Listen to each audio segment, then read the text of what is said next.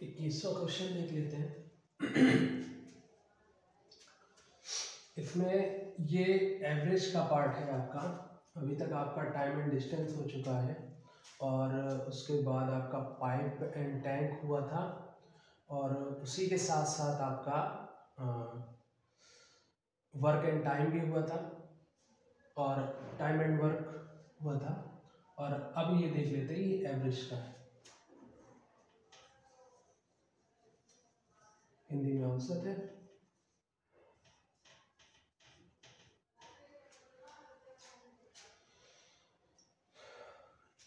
इस क्वेश्चन को करने से पहले थोड़ी सी समझ बना लीजिए कि औसत है क्या।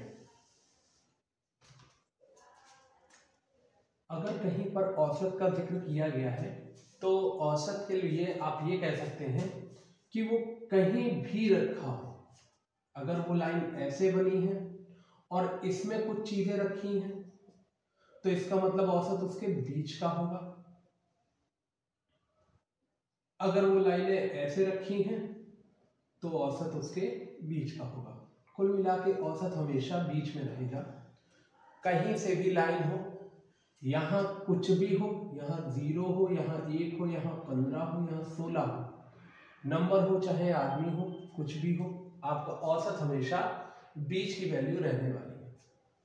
इसके लिए एक जनरल फॉर्मूला लगता है, कुल पदों का योग बटे कुल पदों की संख्या। हमें फिलहाल इससे मतलब अभी नहीं है, अभी जब क्वेश्चन करेंगे तब देखेंगे। हम यहाँ से चूंकि हम ऑप्शनल क्वेश्चन करने जा रहे हैं तो हमें केवल और केवल बीच का टर्म निकालना है। उसके लिए हम ये फंडा लगाएं या ना लगाएं उससे मतलब नहीं। अभी फिलहाल हम सीधे सीधे क्वेश्चन पर आते हैं। जैसे जैसे आपके क्वेश्चन चलते जाएंगे वैसे वैसे हम बताते आएंगे कि ये किस टाइप का है और इसमें एवरेज को किस तरह से यूज करना है। फिलहाल क्वेश्चन पर चलते हैं।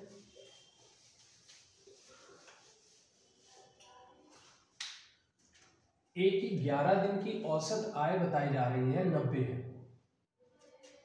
अगर 2 होते ए और बी की और इसकी बोली जाती कि औसत आय 40 है तो यहां पर कुल पदों का योग जो अभी हमने लिखा था उसके हिसाब से ए की आय और ये हो जाएगी बी की आय। इन दोनों की आय हो गई यानी कि कुल पद हो गए और उनका योग हो गया होगा बटे कुल पदों की संख्या यानी कि ए और बी 2 लोग हैं तो 2 से डिवाइड करेंगे। अगर यहां पर डी होता तो यहां 3 लोग हो जाते, तब फिर इसे 3 से डिवाइड किया जाता। इसी तरह से अगर इसमें नंबर बढ़ते आते हैं तो यहां पर भी नंबर बढ़ते आए। अब अगर हमें इन तीनों की आय का योग निकालना है तो हमें इसका इससे मल्टीप्लाई कराना पड़ेगा यानी कि ये जो इन तीनों की आय का योग होगा वो a plus B plus D जो आ जाएगा ये आएगा 120। इतनी बात समझ में आ रही है तो हम आगे क्वेश्चन पर मूव करते हैं।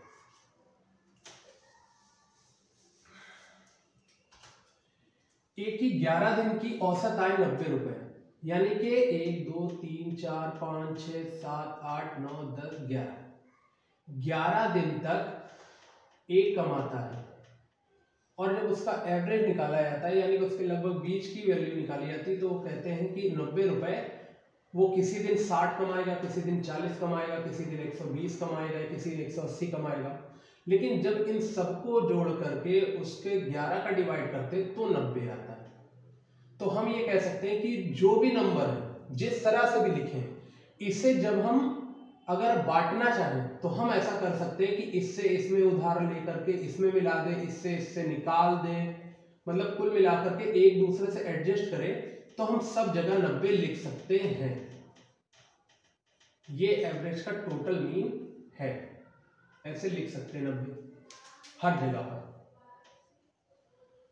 तो यहां पर अगर हम देखना चाहें तो कुल पदों का योग क्या होगा 90 90 90 ऐसे जुड़े जाएगा, लेकिन उसका औसत लिखा है तो उसे हम यहां लिख देंगे जैसे कि पिछली बार लिखा था a plus B plus D बराबर 40, ऐसे। तो ये हो गया औसत, इसे एवरेज कहेंगे। और ये कितने पदों का है? तो वो है 11 दिन की औसत आय। तो 11 दिन की बात की जा रही है, 11 दिन की आय है, तो यहां कुल आय लिख लेते हैं ऐसे। ये आय जो है ये 90 दिखा रहा है। किसकी है? ए की है। तो अगर 11 दिन की कुल आय है तो इसमें नंबर ऑफ डेज जो है वो 11 ही तो रहेंगे। अगर इतना आप समझ पा रहे हैं तो आप इस चीज को अच्छे से देख रहे होंगे। अब यहां पर हमें 11 दिन की कुल आय निकालनी थी, वहां पर a plus B plus D था बराबर 40 था, तो हमने नीचे 3 का मल्टीप्लाई किया था, तो इधर 11 का मल्टीप्लाई कर देंगे। इसका मतलब इसकी 11 दिन की जो आय है कुल वो निकल आएगी 990। ये आ गया। अब बात क्या कही गई है? बात कही गई है कि पहले 4 दिन की औसत आय, यानी कि पहले 4 दिन की बात करें तो जैसे 11 दिन की कुल आय थी वैसे पहले 4 दिन की कुल आय हो जाएगी, ऐसा कुछ। अपॉन में पहले 4 दिन की अगर कुल आय देखी जाए तो 4 से डिवाइड करेंगे, ये है 45। फिर आगे गिवन है कि अंतिम 6 दिनों की औसत आय, यानी कि यहां से ये 4 दिन इधर निकाल लो और पीछे से ये 6 दिन इधर निकाल लो, इतने। तो बोला जा रहा है कि अंतिम 6 दिन की कुल आय ये गिवन है 95। मल्टीप्लाई यहां पर किससे करेंगे तो ये 6 हो जाएगा। जैसे ये हुआ है वैसे ये हुआ है और वैसे ये हुआ है। ये जो लिखा था एवरेज लिखा था, तो यहां पर भी ये एवरेज होगा, यहां पर भी इसका एवरेज होगा। ये 95 का मल्टीप्लाई 6 से कर देंगे। अगर आप ये देख रहे होंगे कि 95 का यहाँ 6 से किया गया है, तो जब गुणा करेंगे तो ये आएगा 570। आई थिंक 6 पंचे 30, 6 9 ये 54, 54 और 3 57, सही है। 570 यहाँ आएगा। अगर हम इसको निकालते तो ये कितना आता? 45 है, 45 का मल्टीप्लाई 4 से करना है। तो जब 4 से मल्टीप्लाई करेंगे तो 45, यहां पर देखिए इसको 2 लिख सकते हैं, 2 इंटू 2, तो यहाँ पर 45 इंटू 2 हो जाएगा, 45 इंटू 2 हो जाएगा, तो यहाँ आ जाएगा, यानी 45 इंटू 2 हो जाएगा, फिर उसका डबल 45 दूना 90, 90 दूना 180, यानी कि ये 180 आ जाएगा। ये आपको आई थिंक क्लियर हो रहा होगा, एक बार इसे अच्छे से देख लीजिए।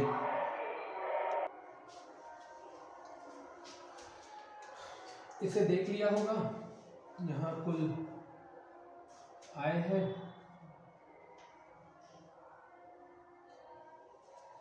ठीक है। ये 990 रुपये आ गए थे, 180 रुपये आ जाएगा, ये 570 रुपये आ जाएगा। इस 990 रुपये का मतलब ये है कि आप जब 11 दिन टोटल कमाओगे तो टोटल आप जब लेकर के आओगे तो 990 रुपये कमाओगे। और अगर आप पहले 4 दिन देखते हो तो पहले 4 दिन आपने 180 रुपये कमाए। अगर आखिरी 6 दिन की बात करें तो आखिरी 6 दिन के आप 570 रुपये कमा रहे हैं। आप इसमें एक चीज देख रहे हैं कि 11 तो ये थे, 4 ये है, 6 ये है, तो बीच का एक ये बच रहा है, ये 5वां दिन तो होगा। और मुझसे अगर देखा जाए तो इस जगह 5वें दिन की ही आय पूछी है। इसका सीधा सा मतलब दिख रहा है, अगर छोटा बच्चा भी होगा तो वो भी समझ जाएगा कि आगे करना क्या है। 180 और इसको अगर हम जोड़ देते हैं और इससे घटा देते तो मेरे 5वें दिन की आ जाएगी। तो हम 990 में 180 और 570 जोड़ के घटा देंगे। 990 माइनस 180 प्लस 570,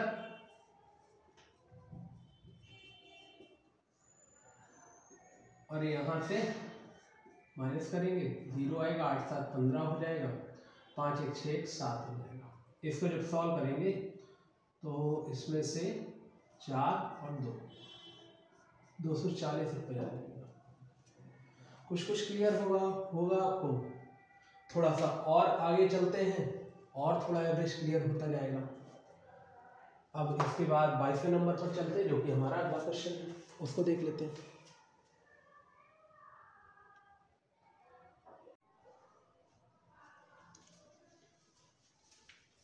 ये 22वां क्वेश्चन देखते हैं।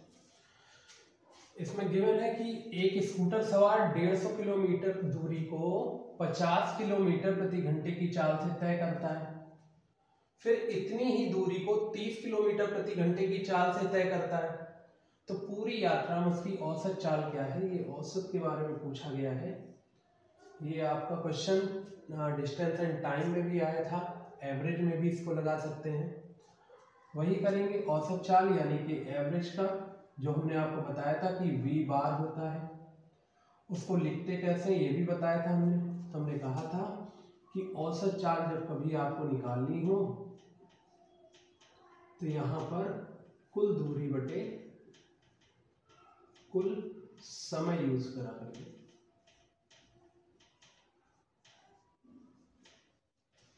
अब यहाँ देखिए, इसको औसत चाल को v से रिप्रेजेंट करेंगे। कुल दूरी को बताया था कि पहले तो ये 150 किलोमीटर से 150 किलोमीटर की दूरी तय कर रहा है, फिर ये 150 किलोमीटर की दूरी ही तय कर रहा है लेकिन अलग स्पीड से। पहले 50 से था, अब ये 3 किलोमीटर पर आवर की स्पीड से। थोड़ा बहुत छूट जाता है तो शायद वो अंडरस्टूड होगा आपको। अब यहाँ पर देखिए, कुल दूरी अगर देखी जाए तो 150 ये पार किया और 150 इधर से पार किया, तो यानी कुल दूरी अगर देखा है तो 150 प्लस 150 यानी कि 300 हो जाएगी। आप किसी भी फॉर्मूले के चक्कर में मत पड़िए, ऐसे ही करिए, आपका कभी डाउट जो होगा ना वो खत्म हो जाएगा। फॉर्मूले में आपको डाउट रहता है कि 2 का मल्टीप्लाई करना है कि नहीं करना, इसमें कोई डाउट नहीं रहेगा। 2 बार चला 300 हो गया। अब कुल समय यहाँ पर है, समय आपको कभी भी औसत चाल का ऐसा क्वेश्चन आएगा तो समय आपको कभी भी डायरेक्टली नहीं देगा। अगर देता है तो यूज कर लीजिएगा, नहीं देगा तब क्या करेंगे, तब हम यहाँ पर जो समय का फॉर्मूला होगा जो चाल से निकलता है उसे लगाएंगे। चाल बराबर दूरी बटे समय होता है। यहाँ से अगर हम समय निकालेंगे तो वो आ जाएगा दूरी बटे, ये समय उधर चला जाएगा, चाल नीचे आ जाए तो ये आ जाएगी दूरी बटे चाल। आपको हमेशा ये करना है जब कभी भी ऐसा क्वेश्चन आएगा। तो दूरी बटे चाल है तो दूरी आपकी 150 है, चाल आपकी 50 है। यहाँ पर फिर से अब दूसरे के लिए दूरी देख लेते हैं, दूसरी 150 है, फिर 30 है। टोटल समय की बात की गई थी, दोनों को जोड़ दिया है। यहाँ पर आप इसको ऐसे लिख सकते हैं अपने डाउट को क्लियर करने के लिए। इस तरह से जब आप करेंगे तो आप बिल्कुल डाउट फ्री रहेंगे। अब ये 150 150 300 हो जाएगा ऊपर से, चाहे तो आप इसे ऐसे लिख सकते हैं 150 अपॉन में 150 और नीचे इसको सॉल्व कर सकते हैं, या फिर आप इसे ऐसे कर सकते हैं कि इससे आप काट लीजिए, 5 के 15 हो जाएगा और 3 बचे 15 हो जाएगा, 3 और 5 आ जाएगा, ऊपर 300 रहेगा। ये सब केवल इतना कर लीजिए, 5 3 8 हो जाएगा। 2 से काटेंगे, 2 एकम 2, 2 चौको 8। अब 4 का इसमें भाग दे देंगे, इतना आ गया होगा आपको। अब इसको चेक कर लेते हैं, देखिए क्या हुआ। 4 से इसमें भाग देंगे, 4 3 12, 15 है, 3 बचेगा 30 हो जाएगा, 4 सत्ते 28, 28 के बाद 2 बचेगा, 4 पंचे 20, पॉइंट लगेगा 5 आएगा। ये आपका आंसर आ जाएगा। आपको कहीं पर भी सोचने की जरूरत नहीं पड़ेगी कि 2 का मल्टीप्लाई होना है कि नहीं होना है। अक्सर इस क्वेश्चन में केवल और केवल एक गड़बड़ी ये होती है कि यहाँ पे 2 का गुणा करना है कि नहीं करना है, कि यहाँ पर 2 का गुणा करना है कि नहीं करना है। इस तरह से आप लगाएंगे, आप कंफ्यूजन फ्री रहेंगे। ये हो गया आपका 22 क्वेश्चन। अब 23वां क्वेश्चन देखते हैं।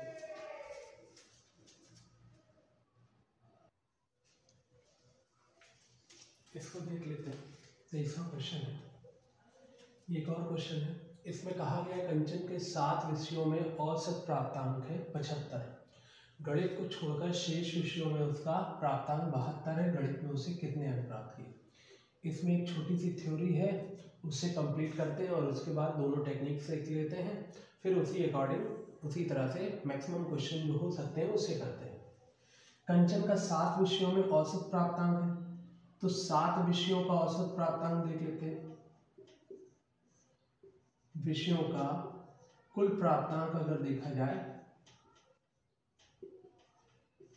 तो वो तो पता नहीं है, यानी कि number of terms upon total number, it means 7, यानी कि कुल पद बटे कुल संख्या पदों की, ये बराबर गिवन है 75 के।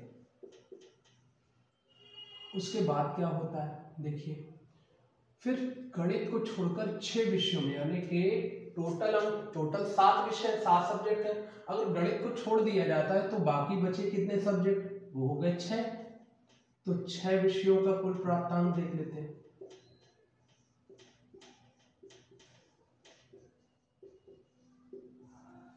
बटे 6 हो जाएगा इक्वल, ये 72 है। अब देखिए अगर हम इसका मल्टीप्लाई कर लें और उससे इसको घटा दें तो हमारा आंसर आ जाना चाहिए, क्योंकि ये 7 का है ये 6 का है, हमें 1 चाहिए तो हम हटा देते हैं। तो यहाँ पर देख लीजिए क्या होगा, 75 गुणे 7 अपॉन में 72 गुणे 6 आ जाएगा। इन दोनों का मल्टीप्लाई कर लेते हैं।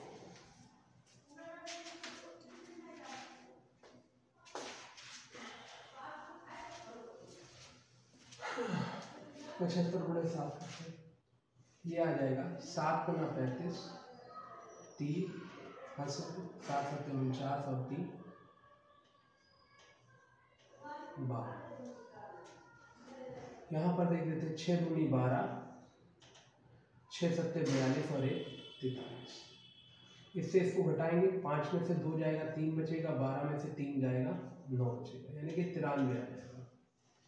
इजी था, यानी कि उसके जो गणित के नंबर हैं वो 93 आएंगे। ठीक है, बात आपका क्वेश्चन तो यहाँ से फिनिश हो जाता है, लेकिन अभी इसमें कुछ और बचा है जो आपको जानना चाहिए, वो देख लीजिए क्या है। इसको सॉल्व करने का एक और तरीका है, वो पहले समझ लीजिए फिर आगे चलते हैं। 75 × 7 माइनस 72 × 6। अगर हम देखें इसे तो हम इसे कुछ ऐसे भी तो लिख सकते हैं। 75 को लिखा जा सकता है 72 + 3 × 7, ये 72 × 6 हो जाएगा। इस पूरे नंबर पर गौर कीजिएगा जो अभी समझाने जा रहे हैं आपको। जब 7 का इससे मल्टीप्लाई होगा तो आएगा 72 × 7 + 7 × 21, यानी कि 7 × 3, और ये हो जाएगा 72 × 6। अब यहाँ पर देख रहा हूँ कि 72 × 7 है और ये 72 × 6, 72 कॉमन आ जाएगा तो ये 7 - 6 हो जाएगा और प्लस 7 × 3 हो जाएगा। इस जगह पर देखिए ये 72 × 1 बच चुका है और यहाँ 7 × 3। अब जरा ध्यान दीजिए इस चीज को कि ये वही 72 है जो कि यहाँ का एवरेज था, और इसी 72 से ये 21 ज्यादा हुआ है। इसका मतलब है कि जो 21 था एवरेज, वही तो इससे ज्यादा है इस दोनों का, यानी कि 21 जो अंक थे वो और निकाले गए हैं कहीं और से। इसका मतलब है ये जो 21 अंक होंगे वो इधर ही से तो निकाले गए होंगे। इसका मतलब है कि हम इससे जो अंक निकाल रहे हैं वही तो इसके औसत के बराबर है, और जो जितना नंबर ज्यादा है वो अलग से एक्स्ट्रा रखा हुआ है। अब समझाना क्या चाहते हैं, तो देखिए जो भी नंबर, जब कभी भी ऐसे क्वेश्चन आए कि ऊपर 7 दिए जाए नीचे 6 विषय, यानी कि ऊपर ज्यादा होगा नीचे कम होगा, बाद में किसी एक पर्टिकुलर नंबर को पूछा जा रहा होगा, तो उस जगह क्या किया जाएगा, कि ऊपर वाले के एवरेज से ज्यादा कुछ लेना देना होगा नहीं, नीचे वाले के ही एवरेज में कुछ जोड़ा या घटाया जाएगा। इस बात को आप समझ रहे होंगे। ऊपर वाले एवरेज से निकाल के ही इस 75 से ही 72 निकाला जाएगा जो कि नीचे वाले का एवरेज था, और उसमें कुछ ऐड किया जाएगा। ये चीज निकलेगी कैसे, अब बात यहां पर आती है। इसके लिए एक दूसरा तरीका होता है, छोटा है जो इससे, उससे अप्लाई करके समझ सकते हैं। अभी मैं ये बिगाड़ूंगा नहीं, आप इसी को देख लीजिएगा। अब इस जगह देखिए क्या होता है कि 7 विषयों का था और यहां पर गणित निकल गया तो ये 6 विषय बचे। इसका मतलब है कि इस एवरेज से इस एवरेज में पहुंचना है, और 7 विषयों के जो प्राप्तांक थे वो 75 हैं, और 6 विषयों के अगर प्राप्तांक की बात की जाए तो वो 72 है। इससे यहां तक पहुंचने के लिए हमें 1 माइनस करना पड़ेगा, तो हम इसके एवरेज पर भी देखते हैं कितना माइनस करना पड़ेगा। यहां देखा जाए तो -3 करना पड़ेगा। अभी हमने आपको ये बताया है कि ये जो 72 है यही एवरेज है, तो देखिए इसका आप अगर इसमें मल्टीप्लाई कर देते हैं तो यही 72 आ जाएगा, और जो एक्स्ट्रा निकला है ये तीन हमें इससे मिला है। ये बात समझ में आई? हमने क्या किया, जो एवरेज निकला है वो कितना कम हुआ है, कितने विषय कम हुए हैं। जिस औसत से कम हुआ है एवरेज, तो कितने विषय कम हुए हैं यानी कि वो निकाल लेंगे, और कितना औसत कम हुआ है वो निकाल लेंगे। जो औसत कमी आई है उसका मल्टीप्लाई हम इससे करेंगे, इससे, और जितना विषय कम हुआ उसका मल्टीप्लाई इसके एवरेज से करेंगे। यानी कि इन दोनों के डिफरेंस को हम इससे मल्टीप्लाई करेंगे और इन दोनों के डिफरेंस को हम इससे मल्टीप्लाई करेंगे। इतनी बात समझ में आ रही होगी आपके। अगर ऐसा आ रहा है तो आप आगे समझ पाएंगे कि ये 7 और 3 है, ये 21 हो जाएगा, माइनस का है, माइनस का 21 होगा, ये जोड़ेंगे तो 93 होगा, और इस माइनस का जो मतलब आएगा, इसका मतलब है ये माइनस का मतलब है कि ये 93 नंबर जो है वो इसी एवरेज से निकाले गए। अभी बात समझ में आ रही होगी? तो ये आपका आंसर हो जाएगा।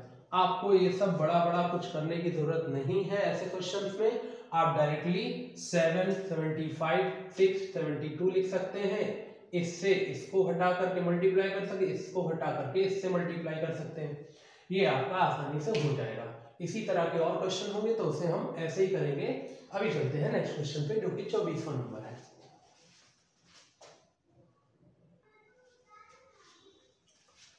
ये क्वेश्चन देख लेते हैं। 3 संख्या इस प्रकार की हैं कि दूसरी संख्या पहली से दुगनी है और तीसरी से 3 गुनी है। तीनों संख्याओं का औसत 44 लिखा हुआ है, तो बड़ी संख्या है, ऐसा पूछा गया। जब कभी भी ऐसा क्वेश्चन आ जाता है तो आप क्या करिएगा, जो यहां पर लिखा हो दुगनी और एक वर्ड लिखा है 3 गुनी, ये जो गुने वाले क्वेश्चन है, कभी भी ऐसा आ जाए आप इसका आपस में एलसीएम निकाल लिया करिए, तो इससे वो संख्या मिल जाती है जो कि तीनों संख्याओं या चारों संख्याओं, जितनी भी संख्याएं हैं उनसे डिविजिबल होगी। तो यहाँ पर दुगनी और 3 गुनी है तो हम 2 तिहाई 6 निकाल देते हैं। दुगनी और तिगुनी का मल्टीप्लाई ये कर देते हैं, यानी कि हम मान लेते हैं वो संख्या क्या है, जो दूसरी संख्या है वो 6 है। अब ये तो हमने उसका अनुपात निकाला है दुगनी और तिगुनी का, तो हमें यहाँ पर संख्या बनानी पड़ेगी। जब कभी भी गुने से यानी कि औसत से संख्या बनाते हैं तो हमेशा उसमें x का मल्टीप्लाई करते हैं, यानी कि इसमें जो बड़ी संख्या हो जाएगी वो हो जाएगी 6x। अब यहाँ पर लिखा हुआ है कि दूसरी संख्या यानी कि यही संख्या पहली संख्या से दुगनी है। अगर पहली संख्या की बात करें तो यहाँ पर 2 संख्याएं और रही होंगी क्योंकि टोटल 3 संख्याएं। तो अब कहा जा रहा है दूसरी संख्या पहली संख्या से दो गुनी है, ये दो गुनी केवल और केवल 3x की हो सकती है, और तीसरी से 3 गुनी है, 3 गुनी केवल 2x से हो सकती है। ये आप बात समझ पा रहे होंगे। उसके बाद कहा गया तीनों संख्याओं का औसत की बात करी गई है, तो यानी कि 3 से डिवाइड करेंगे, 1 2 3, 3 संख्याएं हैं, और इसका जो एवरेज है वो 44 है, ऐसा गिवन है, तो बड़ी संख्या निकालनी है। आप इन तीनों को जोड़ दीजिए, 3 6 9 2 11, 11x बटे 3 बराबर 44। इधर उधर भेजने की जरूरत नहीं, सीधे सीधे 11 से काट दीजिए, x बराबर 12 आ जाएगा। अब मुझसे x की वैल्यू मिल गई, तो बड़ी संख्या पूछी गई, बड़ी संख्या यही वाली दिख रही है, तो 12 का 6 से मल्टीप्लाई कर देंगे, यानी 6x की वैल्यू निकाल देंगे, तो 12 × 6 बराबर 72 आ जाएगा। ये आपका ये ऑप्शन है। अब चलते हैं नेक्स्ट क्वेश्चन की ओर।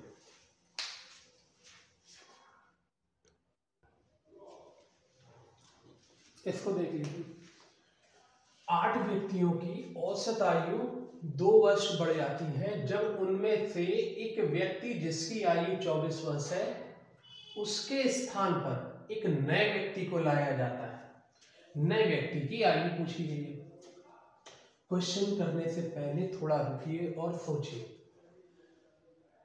औसत आयु 2 वर्ष बढ़ रही है, इसका मतलब जो भी नया आदमी लाया जा रहा है वो पहले वाले से भारी लाया जा रहा है, क्योंकि अगर वो हल्का होता तो औसत आयु घटनी चाहिए थी। यहां पर औसत आयु बढ़ रही है। इस फिनोमिनन को समझते हुए क्वेश्चन को सॉल्व कीजिएगा, इजी होगा। 8 व्यक्तियों की औसत आयु 2 वर्ष बढ़ जाती है, यानी कि नंबर ऑफ पर्सन जो है वो चेंज नहीं किए गए। पहले भी 8 थे, अब भी 8 है। 8 पहले भी थे, अब भी 8 है। जो पहले औसत आयु थी वो हम x मानकर चल रहे हैं, और जो अब औसत आयु हो रही है वो 2 वर्ष बढ़ रही है, इसका मतलब x + 2 हो रही है। हम फिर से वही करेंगे कि 8 से 8 तक आने में हमें 0 बढ़ना पड़ा, और x से x + 2 आने में हमें 2 बढ़ना पड़ा। अब आपको बताया था कि इसका मल्टीप्लाई इससे करते हैं और इसका मल्टीप्लाई इससे करते हैं, तो जब आप इधर मल्टीप्लाई करोगे तो ये 16 आ जाएगा, और यहां मल्टीप्लाई करोगे तो ये 0 आ जाएगा, यानी कि 16 की बढ़ोतरी हो रही है। अब बढ़ोतरी हो किस में रही है? वो हो रही है उस पर्सन में, उस पर्सन की एज में हो रही है जो कि नया आया है। सॉरी, जो उस पर्सन की एज में 16 की बढ़ोतरी हो रही है जो यहां से गया है। अब गया कौन सा है? तो 24 वर्ष वाला बंदा गया है, और उसकी जगह नया बंदा आया है जिसकी उम्र उससे 16 साल ज्यादा है। इसका मतलब जो नया आदमी है उसकी उम्र 40 वर्ष होगी। क्लियर हो रहा है? ये जो नया व्यक्ति है उसकी आयु 40 वर्ष होगी। आई थिंक आपको क्लियर हो गया होगा। नेक्स्ट क्वेश्चन देखते हैं।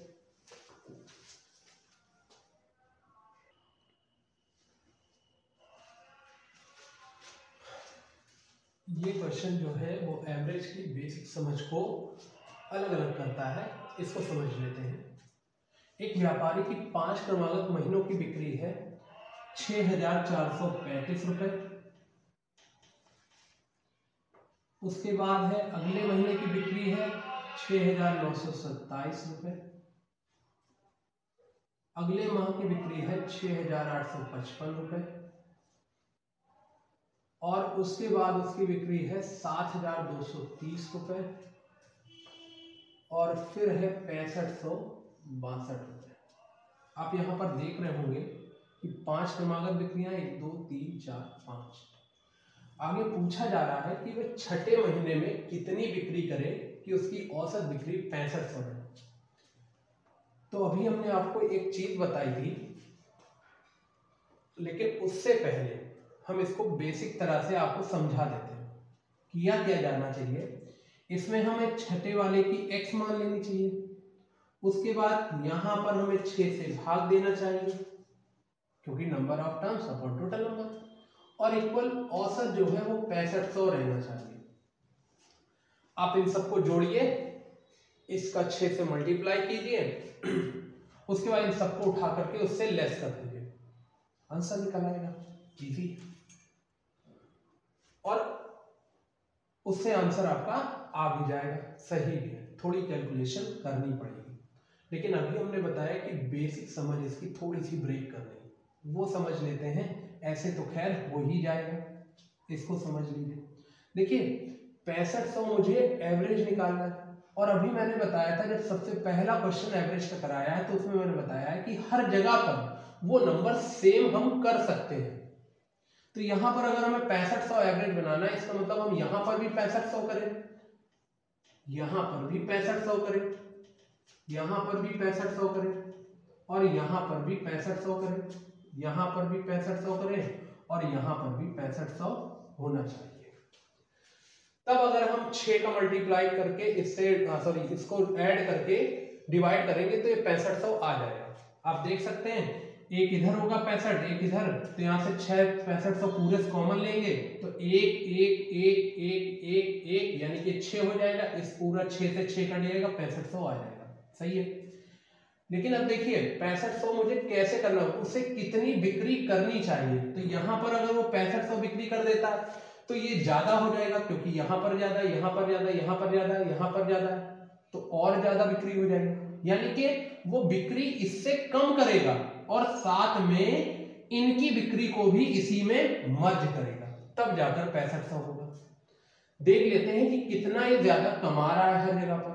इसमें देखा जाए तो 6562 यानी कि ये 62 रुपए एक्स्ट्रा कमा रहा है। अगर इसकी बात करें तो इसमें देख लेते हैं 30 रुपए इधर एक्स्ट्रा कमा रहा है, और 12 में से 5 गया 7 रुपए ये और एक्स्ट्रा कमा रहा है, 730 रुपए एक्स्ट्रा कमा रहा है। इसकी बात करें तो 8 में से 5 गया 355 रुपए एक्स्ट्रा कमा रहा है। हम इससे इसको लेस कर रहे हैं, ऐसा सब में चल रहा है। उसके बाद यहां देखें तो 9 में से 5 जाएगा तो 427 रुपए एक्स्ट्रा कमा रहा होगा। अगर इसकी बात करें तो यहां पर देखिए कम कमा रहा है, तो यानी कि इधर से इधर लेस करेंगे तो 35 जाएगा, तो 65 आएगा, वो भी माइनस का आएगा क्योंकि ये कम कमा रहा है। अगर 65 रुपए और ये कमाता तो 6500 हो जाते। अब देखिए ये वो एक्स्ट्रा पैसे हैं जो कि इसमें मर्ज होने वाले हैं, ठीक है। तो इसको सॉल्व करके हम इस 6500 में घटा देते हैं तो हमें वो वैल्यू मिल जाएगी जितनी उसे और कमानी चाहिए। तो देख रहे होंगे ये 65 है, ये 62 है, 65 से 62 गया, माइनस का 3 बचा, क्लियर हो गया होगा। उसके बाद 3 इधर चला जाएगा तो ये 727 बचेगा, 727 और 427, 27 का 27, 27 दूनी 54, 54 हो गया, और 7 4 11 हो गया, तो ये आ गया 1154। अब इधर देखिए ये लिखा है 55, 55 दूनी 110 होता है, 54 लिखा है तो 109 हो जाएगा, 109। इसका मतलब यहाँ पर 3 और 1 4 हो जाएगा, तो ये आ जाएगा टोटल। अगर इसको और इसको ऐड करेंगे तो 1509 आ जाएगा। यही 1500 रुपए 9 रुपए जो होंगे वो एक्स्ट्रा वही कमा रहा है, जिससे 6500 एवरेज बन जाना चाहिए था। तो ये 1509 रुपए वो और इधर से कम कर देगा, तभी तो वो 6500 बना पाएगा। तो हम इसमें क्या करते हैं कि 1509 रुपए इससे और हटा देंगे। जब 1509 हटाएंगे तो ये बच जाएगा 4991। इसका मतलब है 4991 रुपए अगर और कमा ले तो वो एवरेज जो होगा 6 बिक्रियों का औसत जो होगा वो 4991 रुपए कमाने पर 6500 बना लेगा। आई थिंक आपको ये समझ में आया होगा, अगर नहीं आया है तो इसको एक बार रिपीट करके तब समझ लीजिए, तभी आपको आसानी से समझ में आ जाएगा। आगे चलते हैं।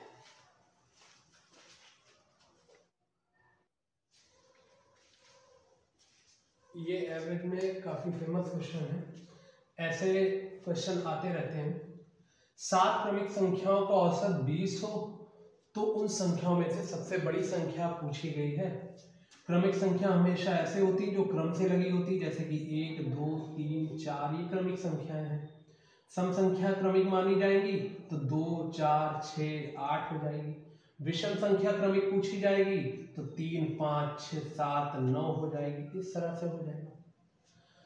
ये क्रम से लगी हुई है, मतलब इनके बाद जो एक अंतराल है वो नियत है, यानी कि हर जगह पर इसका जो बीच का डिफरेंस है वो सेम है। ये क्रम से लगी हुई है, इन्हें क्रमागत भी बोलते हैं। फिलहाल हमें पूछा गया है कि यदि 7 क्रमिक संख्याओं का औसत है, क्रमिक संख्याएं हैं और ये किसी भी तरह के सम विषम की बात नहीं करता है, तो हम क्या करेंगे, औसत की बात करेंगे। और औसत में हमें एक चीज पता है कि औसत हमेशा बीच में बैठता है। अगर ये बीच में बैठा है तो 7 संख्याएं हैं, तो इसका मतलब आगे भी 3 संख्याएं होंगी, पीछे भी 3 संख्याएं होंगी।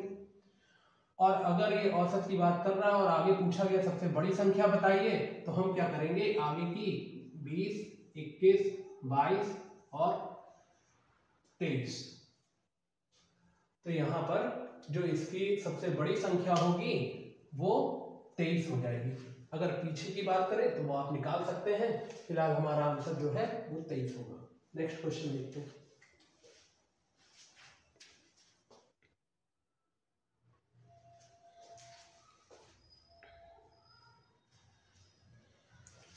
इसको देख लीजिए।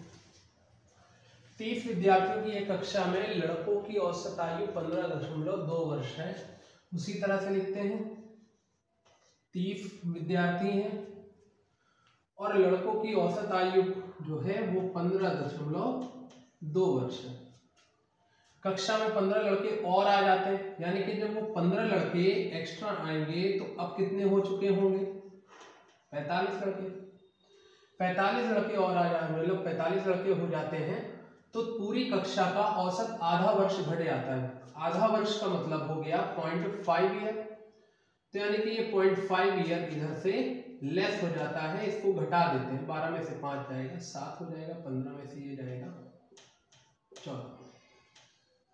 आप घटा के देख सकते हैं, ये आ जाएगा। आगे लिखा है नए आने वाले लड़कों की औसत आयु निकालिए। तो पहले तो नए आने वाले जितने लड़के हैं उनकी आयु निकाल लें, फिर औसत निकालते हैं। यहाँ पर इसका गुणा इससे करेंगे जैसे कि पहले बताया है, और इसका इधर से 30 का जब 5 से गुणा करेंगे तो ये देख लीजिए कितना हो जाएगा, 5 0 आएगा, 5 में 15 आएगा, एक पॉइंट के बाद 15 आ गया। ये जो आया है ये माइनस का आया, ये जरूर ध्यान रखिएगा। अब यहाँ पर ये प्लस का आया है, इसका मल्टीप्लाई कर लेते हैं। 15 इंटू 14.7, 15 सत्ते 105, 10 हासिल लगेगा, 15 चौको 60, 60 और 10 70 हासिल 7, 15 एकम 15 और 7 22। यानी कि आप देख रहे होंगे ये आ गया 220 और 0.5। तो अब टोटल बच्चों की संख्या निकाल लेते हैं कि कितने बच्चों के एज की संख्या निकाल लेते हैं, यानी कि जो नए बच्चे आए हैं उनकी आयु क्या है, तो वो पता चलेगा। इन दोनों को सम कर देते हैं, 220.5 और माइनस का 15.0, तो ये आ जाता है 5, 2 में से 1 गया 1 और ये हो जाएगा 215.5, सॉरी 205.5। अब इस जगह पर पूछा गया है कि उनकी औसत आयु निकालिए। ये जो निकला है आपका 205.5, ये निकला है उनकी आयु का योग। अब चूंकि 15 लड़के नए आए हैं तो इन्हीं की औसत आयु पूछी गई, तो 15 से भाग दे देंगे।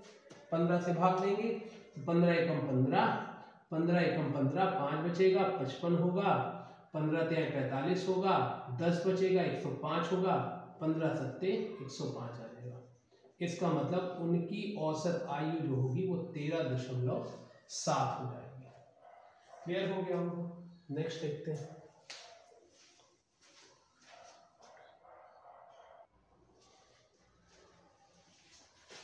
इसमें देख लीजिए 25 छात्रों की औसत आयु 17 वर्ष है। इसमें अध्यापक की आयु भी शामिल कर ली जाए तो औसत में 1 वर्ष की वृद्धि हो जाती है। अध्यापक की आयु है, बात वही की गई है कि वृद्धि हो जाती है, वृद्धि हो जाती है यानी कि अध्यापक की आयु ज्यादा होगी। और आगे देख लेते हैं, इसको सॉल्व करते हैं। 25 छात्र हैं, औसत आयु 17 वर्ष है, अध्यापक की भी आयु शामिल कर ली जा रही है, यानी कि एक अध्यापक। हाँ, एक और चीज इसमें देखिए डेटा छुपाया भी जाता है इस तरह से। यहाँ पर देखिए लैंग्वेज वाले क्वेश्चन में अक्सर ऐसा होता है कुछ डेटा को घुमा फिरा के दिया जाता है या फिर कुछ डेटा छुपा दिया जाता है, जो कि आपकी नौकरी के दौरान अक्सर सबको देखने को मिलेगा भी। इसमें अध्यापक की आयु भी शामिल कर ली जाए तो अध्यापक की आयु शामिल करेंगे, इसका मतलब एक अध्यापक रहेगा, यानी कि अब जो एवरेज होगा वो 25 नहीं 26 लोगों का होगा। और जब शामिल कर लिया तो औसत में 1 वर्ष की बिक्री होती है, यानी कि जो औसत है वो 17 से 18 हो जाता है। बात की गई अध्यापक की आयु निकालिए, वही फिर करेंगे 25 इधर 18 इधर, 25 और 18, इसका मतलब 3 43। जो अध्यापक होगा उसकी एज जो होगी वो 43 वर्ष आ जाएगी। क्लियर हो गया होगा। नेक्स्ट क्वेश्चन देखिए।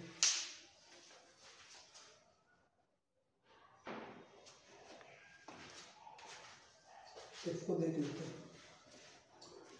प्रथम 6 अभाज्य संख्याओं का औसत है।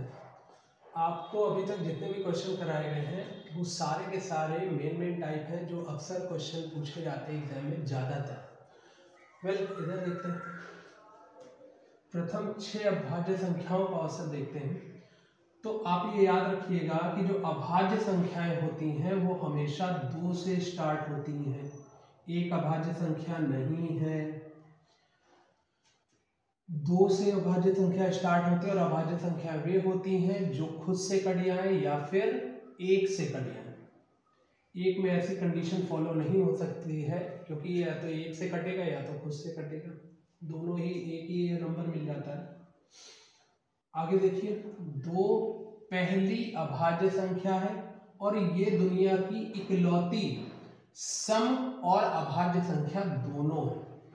ठीक है, तो अब यहाँ पर प्रथम 6 अभाज्य संख्याओं का औसत निकालना है तो वो निकाल देते हैं। पहली अभाज्य संख्या 2 हो गई, फिर 3 हो गई, फिर 5 हो गई, फिर 7 हो गई, फिर 11 हो गई, 5 और उसके बाद 13। इनका एवरेज निकालना है। टोटल संख्याएं 6 हैं, 6 से डिवाइड कर देते हैं। जोड़ने वाली टेक्निक आती है, पहले भी आपको बता चुके हैं कैसे जोड़ना है।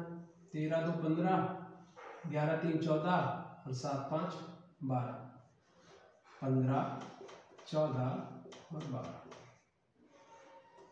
आप इस पूरे को जोड़ोगे तो यहाँ पर आपको मिलेगा 41। 4 2 6 5 11, 3 1 4 2 1 6। इसको सॉल्व करते हैं। 6 का 6 6 36, 36 5 बचेगा 50 होगा, 6 8 48, लगभग 6.8 आ जाएगा, जो कि आपका ये क्वेश्चन आंसर होगा। सर नेक्स्ट चलते हैं।